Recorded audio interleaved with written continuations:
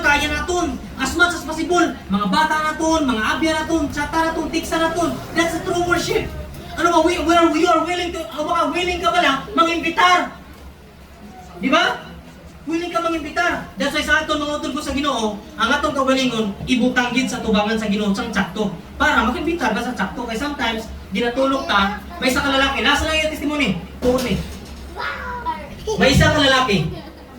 Na-convert siya na Kristohanon 2018. Na-convert sa Kristohanon. Pero sa piyak ng pagiging Kristohanon niya, may double life siya. May double life. Anong double life niya? Sugal, intra sa fraternity, mga porn, tanan. Ara siya. Pero worship leader siya. Ay, basta ka-leader siya sa church. Pero niya po sa punto na mismo iyang ginashiran, naghambal. Kaibigan, that's the reason na hindi na ako naniniwala na may Diyos. Kasi lahat ng ginaobra mo, hindi maka-Diyos. Doon, ano siya? Doon ginadurog siya? Doon ginakong sa bisaka? Doon ginalusak? Ginalubok? Ginabayo? Iyang aduhan. Kaya sometimes ganyan ang tao, galantaw ganyan ang tao sa atong mismong ginaobra. For example, sa ako, nag-obra ko, habang ko, hindi ka mo mag-inom! Tapos makita niyo ko sa bangga. Ay, si Pastor AJ, nakita ko to nag-inom! Grabe! Di ba? Or makita niyo ko, grabe si Pastor AJ, nakita ko to, nagsugal! Nakapal sa giste, 30! Oh. Ang tao nagalantaw na sino. Okay lang maglantaw ka sa tao. Pero lantawa ang tao na iya sa Diyos. That's why ikaw, iya ka naman sa Diyos, tadlungan ang kabuhi mo. Ang imong pagkadasig mga kik, dapat iya matamaton mo, kontrolon mo. Di ba? Kaya sometimes sa aton lang, ang malungo mo, mas dasig mga kik ang babae subong kumpara sa babae. Correct. Oh, kita ko na, manila correct. Meaning, okay, gid siya, agree. Tama? Dasig ang mga babae subong mga kik. Di ba? Sometimes ano to pala? That's why ang blessing na to di mo tupa sa atong mabalay. Ang blessing gina-pray na to di mo tupa sa balay. Kaya nga, ang babae, nag-asta lalaki. Ang lalaki, nag-asta babae. Di ba? Ang rules ang lalaki, gigya. Di kaya ang rules ang babae, ay rules ang lalaki, bigay ubrawan babae. That's why ang babae to, gabi ka na lang sila gasilpon. Ikaw yung gapanglaba, gatungit, ikaw yung gasilpon, scroll Facebook, di ba? Tapos chismis. Correct. Tapos tungit. Ano na sa silpon ba? Scatter. Ang babae, ang brown sa babae, ang sunod sa balay, siyempre manghimos ka, manglaba, di ba bro? Manglaba, manghugas. Ano gina? Manghalay, no? Basta kayo ara sa balay, magdiga mo, na manglimpyo, di ba? Ang lalaki, siyempre, mag-ubra, magtinguha, ang pamilya, malid sang sakto, mga kabataan, magsunod sang sakto. Di ba? Di ka nagsuli. Ang babae na dito na. Ang babae, kao na lang, tawag kao na. Di ba? Tapos, ang isa, ato na, grabe, grabe. Di ba? Ang babae mga bal, ang lalaki mga bal. Aga, timplahin ko kape. Anong timpla? Ikaw timpla, ikaw yung kape. Di nang submission sila. Dapat pasalamat mo kung ang partner nyo naglambing sang kape man lang. Tama? O for example, ga, panghugas na. Kaya makaon na ta. Ang iba na ikaw manghugas na. Ang problema kung wala kayong hugasan. Ano, tilapan mo? Di ba? Isa na ko ba? Hindi pwede na. Kaya nga, ang worst pag mga babae sa mga, hindi, kuhay ka mo ginatiro. Kundi based on understanding, at pag-study ko niya, mga babae, pagkatapos kaon, bigtada sa kwarto, bigtada sa buwak, bigtada kung diin. Tapos ang lugasan, pasagan ng bana, tapos akikan pang bana, huwag ka gin mga mga ugas, na ikaw na ulahin, ano ni slippers? Tama ka siya. Ay, huwag ko, may guwag. Mga mangon ko nagkikoto sa buhol.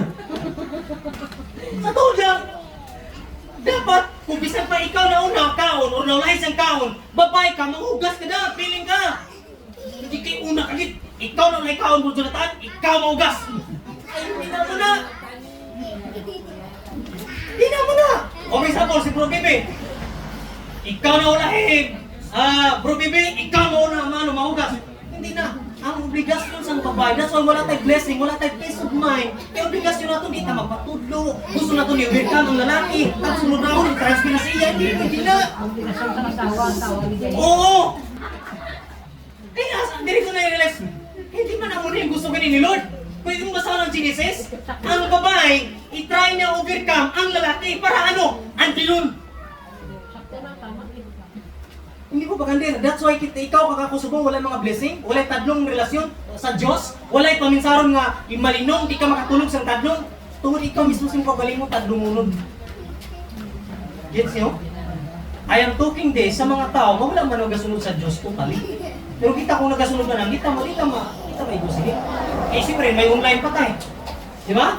May online pa tayo. Sabi nyo, ang EG Vibes TV na, ibutan ko na lang atong tanan mga picture na. O para tanan makakita.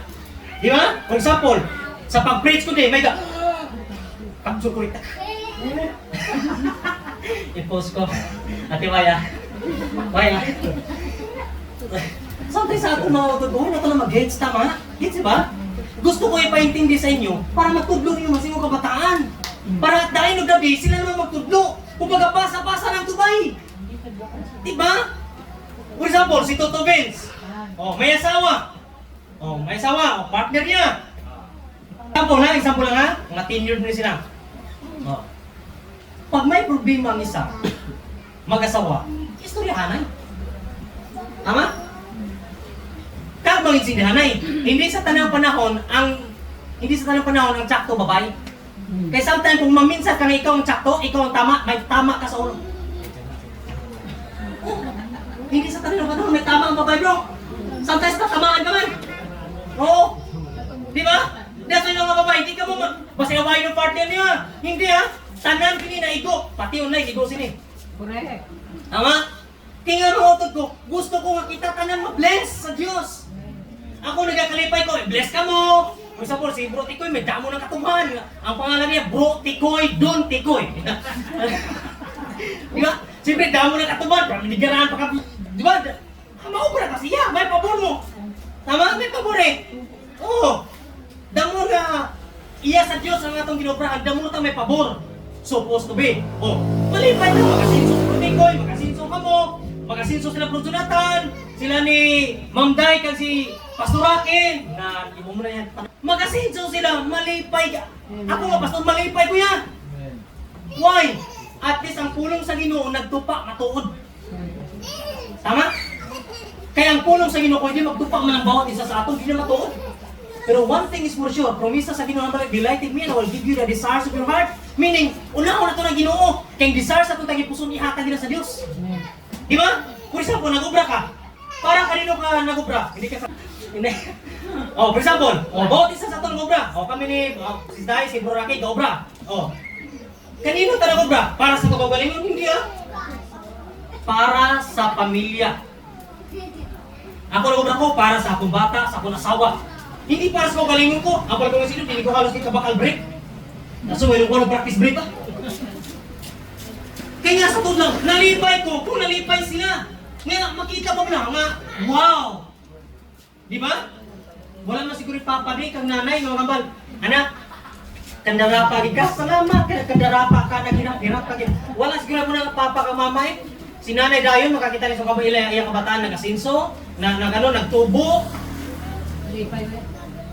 Hambal siguro ni nanay dayon.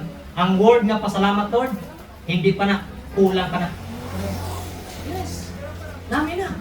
Kagabi na kadabes mga utod ko, always kong remind sa inyo. Gusto ko nga kamo, mag-bless ka mo, mag-asinso ka mo, mag-breakthrough ka mo financially. Para at the end of the day, ang nanay kag tata nyo, pwede na madala ko din. Tama? For example, mag-teach sila si Smerling ng Brutikoy. Ikaw nanay, upod ka. Upod ka! Upod ka nanay! Kaya nga, kung anong kaunon mo man. Kung nagahigda kami sa bugnaw, maghigda ka man to sa mabugnaw. Tama? Sino gusto mahigda sa mabugnaw? Kita, siyempre. Tama? That's why yung bisita, paning Lord, aircon. Amo nang ulis yung ibutang sa tumang misaron. Magasinso si Nechinchi, magasinso sa business. The best! Glory to the Lord. Di ba? Matino siyang mall. But kita tagan gusto magasinso, amen?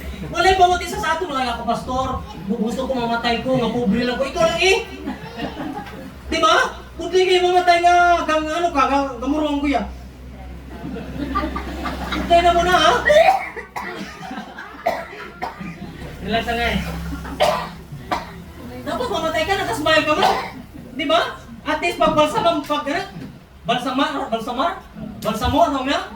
At least ano ka man, daw nakapapicture ka lang. Putling balsamo ka, yawan ka pa pang amo ng mga balsamado sa inyo, ano, nagsungat mo nga. Di ba, pilo? Nagpakamatay para sa imo kag sakon. Eh, promisa ni Lord eh. Sino gini si Lord man? Gabisan kapila ta makasala, ginapatawad gyapon ta niya. Pero paano na ihatag sa Ginoo ang blessing nga ginapangayo mo, ginapangamuyo mo kung ikaw mismo nagkulang sa Ginoo?